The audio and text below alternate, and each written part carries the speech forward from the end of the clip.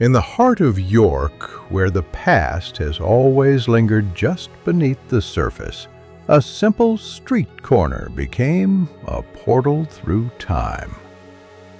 It began, as these things so often do, without warning. A faint rumble, a ripple beneath the pavement. Then the earth opened. A sinkhole, sudden and gaping, tore through the modern street, revealing a dark, yawning cavity below. For a moment, there was nothing but dust and stunned silence. Shopkeepers emerged from doorways, eyes wide. A mother clutched her child's hand a little tighter. And as the dust settled, what lay beneath was not shattered pipes or ancient sewage lines, but stone walls, thick, weathered, and impossibly old. News crews arrived within the hour. Archaeologists were called in within the day, and what they uncovered would ripple through the world of medieval history like a thunderclap. For beneath that unassuming street lay the forgotten remains of St. Leonard's Hospital, one of medieval England's largest, most storied places of refuge, faith, and care. A hospital lost to time. Until now. To understand the weight of this discovery, you have to know what St. Leonard's once was. In the 12th century, York was a thriving, restless city. Narrow streets bustled with merchants hawking spices, wool, and furs. Church bells tolled ceaselessly. The scent of livestock mixed with wood smoke hung heavy in the air. And amid it all stood St. Leonard's, a sanctuary for the sick, the poor, and the dying. Its walls sheltered plague victims, lepers, wounded soldiers, orphaned children.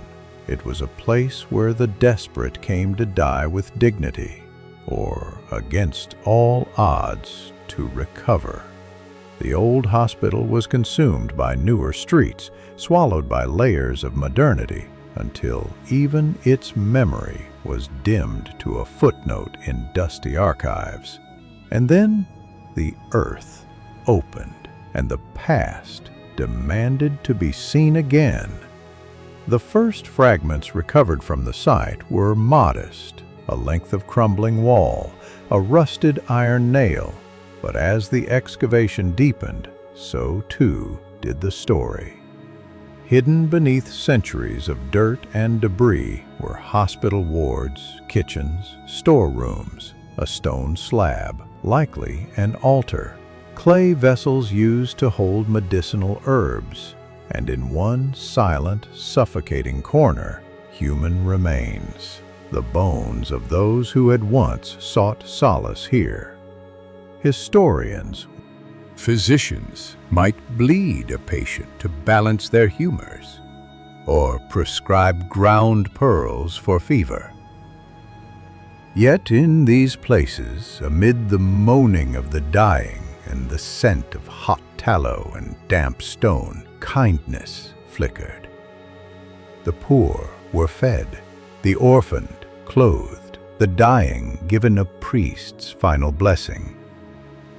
In an age where life was short and brutal, the hospitals of medieval cities offered something precious, a measure of dignity. And St. Leonard's was the largest of them all. Its founding charter, signed by kings and bishops, decreed it a house of mercy.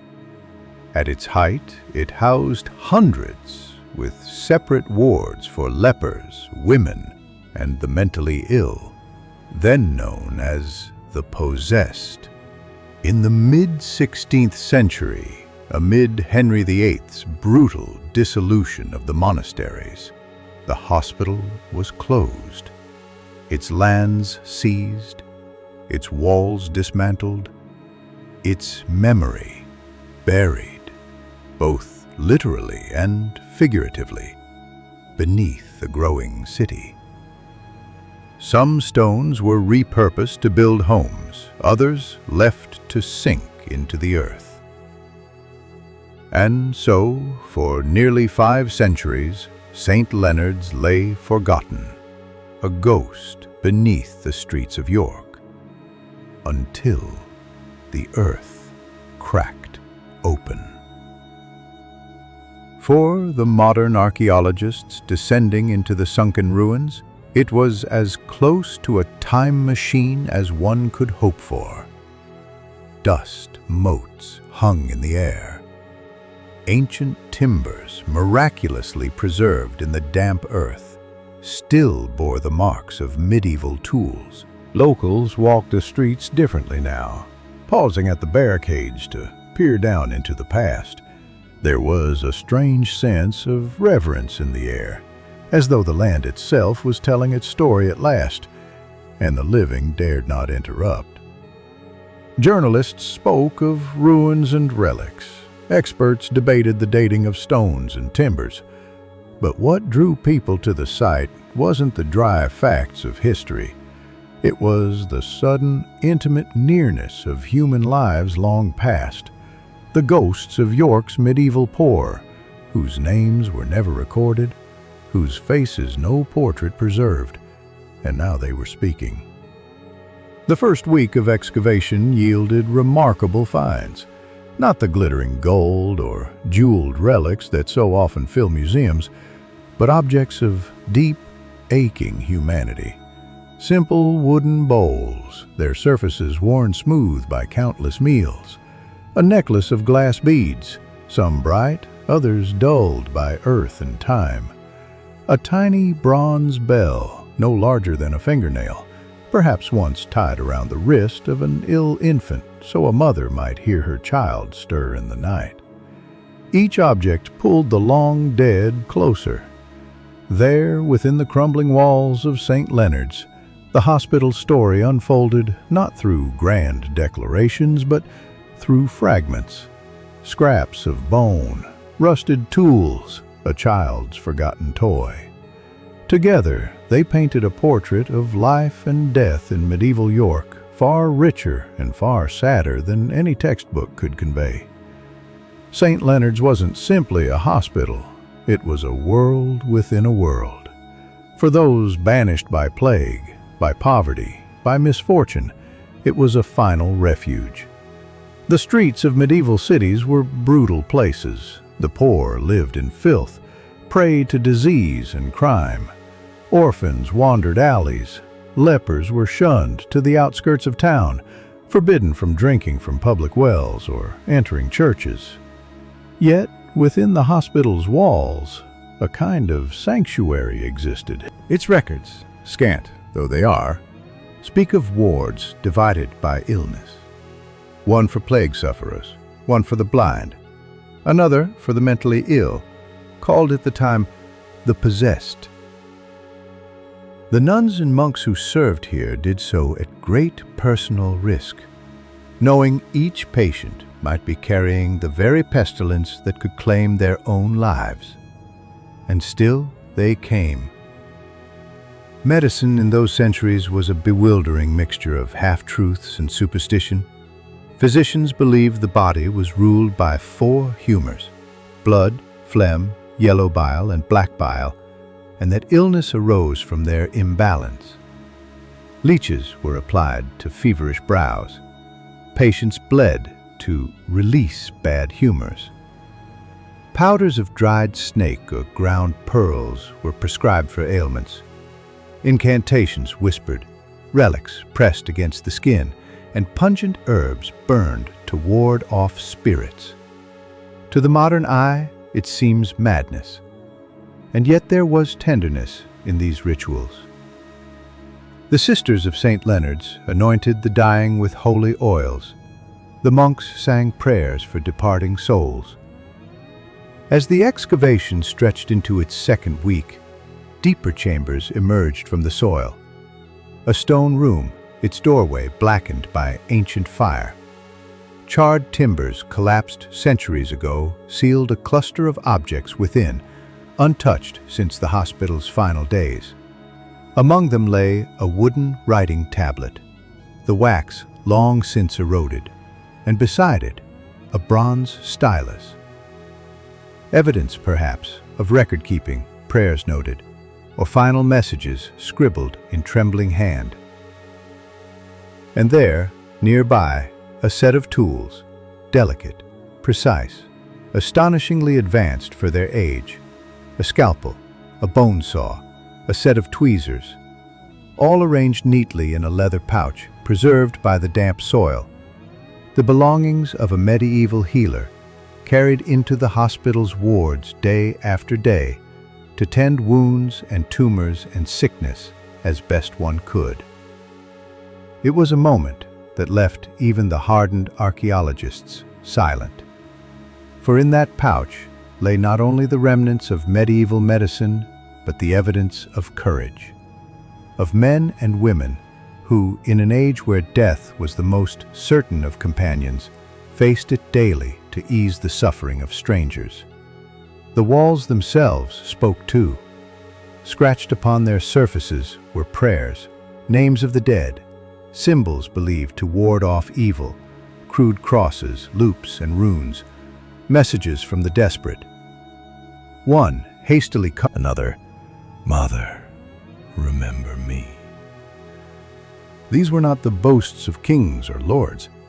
They were the voices of the forgotten, the terminally ill, the outcast, the poor who sought not riches, but peace. And in their frail, fading words, they reached across time to those now reading them. As each layer of earth was removed, more rooms revealed themselves. Kitchens where bread once baked, storage cellars where herbs hung from rafters dried for remedies. A small chapel, its altar still discernible, where final rites were spoken over countless bedsides. Even in decay, the place radiated a strange kind of peace, a quiet testament to endurance. Archaeologists and volunteers alike spoke of an atmosphere they couldn't quite explain, not oppressive, not eerie, but heavy, weighty, as though the air itself carried the weight of unremembered centuries. For in St. Leonard's, history wasn't abstract. It was bone and mortar. It was a wooden comb, dropped in haste, a brass crucifix, kissed by trembling lips, a child's carved figurine waiting for a hand that would never return. This was what the Sinkhole had given back to York. Not relics of kings, not treasures for display, but something rarer, proof that amid the darkness of medieval Europe, there existed light, imperfect, flickering, but stubborn. A record of compassion in an unforgiving world. As the excavation continued, a quiet transformation took place in York. The discovery of St. Leonard's didn't just unearth stone and bone, it unearthed memory. Suddenly, the city's history wasn't something confined to museum displays or history books. It was alive, pulsing beneath the feet of passers-by. People spoke differently of their streets now. The baker near the excavation site admitted she found herself whispering a greeting to the ruins each morning. A busker who played nearby moved his usual spot, saying he didn't want to disturb whatever still lingered there. For it wasn't only what was found that changed the city, it was what people imagined. Beneath the modern roads and bright storefronts lay an invisible city of the dead. Centuries of footsteps, countless lives lost and remembered, all layered beneath the earth like the pages of an ancient book, forgotten until the wind turned a page. And now, that page had been turned. The Sinkhole had revealed not just the hospital's walls, but the very layout of the ancient complex. Maps were sketched, tracing the outlines of rooms no one had seen in 500 years. The hospital had been vast, larger than many had guessed, with workshops, dormitories. Among the most moving discoveries was a narrow passage connecting the hospital's inner chapel to its largest ward. A dim, winding corridor, barely wide enough for two men to pass. It was here, records suggested, that final rites were performed. The monks and nuns would carry candles, singing low, sorrowful hymns as they accompanied the dying from their bedside to the chapel, where they would receive their last blessings. Then the patient, wrapped in linen, would be laid in a simple grave beyond the walls. As workers moved carefully through the passage, the atmosphere grew heavy. Candles placed at intervals by archaeologists flickered in the damp air. The walls were close, the ceiling low, the floor still uneven stone. In that moment, it wasn't hard to imagine the rustle of a shroud, the whispered prayers, the scent of tallow and damp wool. Here, death had walked often. And yet, there was something strangely comforting about the space. It spoke of care, of ritual, of a society that, for all its brutality, still sought to ease a soul's passing.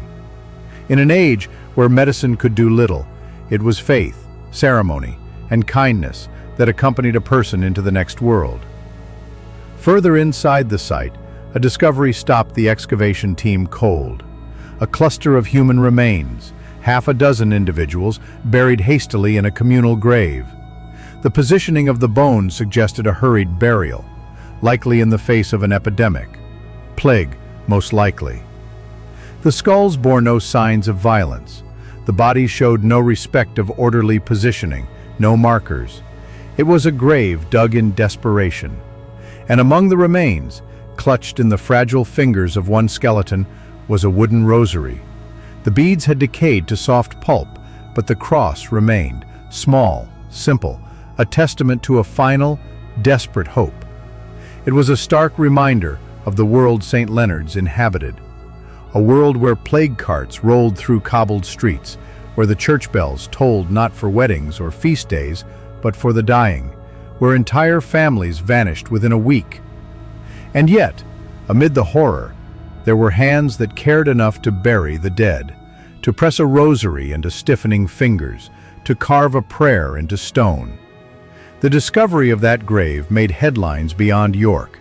Historians and theologians alike marveled at its simplicity, its raw humanity, because in it lay not just death, but the endurance of ritual, of compassion, even at the ragged edges of catastrophe. Elsewhere in the ruins, another chamber surfaced. It had once served as the hospital's herbarium, where medicinal plants were prepared. The walls still bore the faded outlines of shelves, and in one corner a stone mortar and pestle sat where it had fallen centuries before. Samples of dried plant matter, yarrow, pennyroyal, and rosemary were recovered, remarkably preserved by the damp earth. Tests confirmed their use in medieval remedies, often administered in hot infusions or pressed against wounds. It spoke to a world not ignorant, but resourceful. A world that, lacking modern science, turned to the plants of forest and field, the chants of the monastery, and the steady hands of the healer to combat the unknown. For the people of medieval York, sickness was more than a physical ailment. It was a spiritual trial, the devil's influence, divine punishment, or the imbalance of unseen humors within the body. And so medicine and faith walked hand in hand. The healer's touch was often accompanied by a priest's blessing, a poultice of herbs applied alongside the laying on of hands, a prayer whispered as a patient's brow was anointed with oil. The walls of St. Leonard's bore witness to countless such acts. And now, centuries later, those same walls stood again beneath the city's streets, heavy with the weight of untold stories. York itself seemed to lean closer. People gathered each evening to watch the dig, strangers speaking in hushed tones. Stories passed between generations of old illnesses, family names lost to time, rumored burial grounds beneath modern car parks. In pubs and coffee shops, talk turned from football scores and weather to the mystery of the hospital beneath their feet. The city was remembering itself.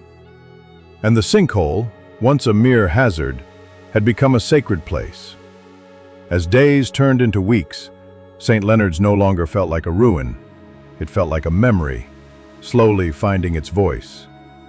There's something peculiar about excavating the dead, not in the macabre sense modern minds might imagine, but in the quiet intimacy it demands. Each artifact touched, each stone uncovered, feels like a handshake with the past. A wordless agreement that says, "I see you now, you're not forgotten." And the hospital seemed to respond. Stories that had long been lost to dust and darkness began to unfold. The bones whispered them. The walls held their shape to carry them. And those who stood above ground began to feel their weight. Among the graves, a cluster of children's remains was discovered, fragile, delicate, and heartbreakingly small. Near one tiny rib cage lay a wooden carving shaped like a bird.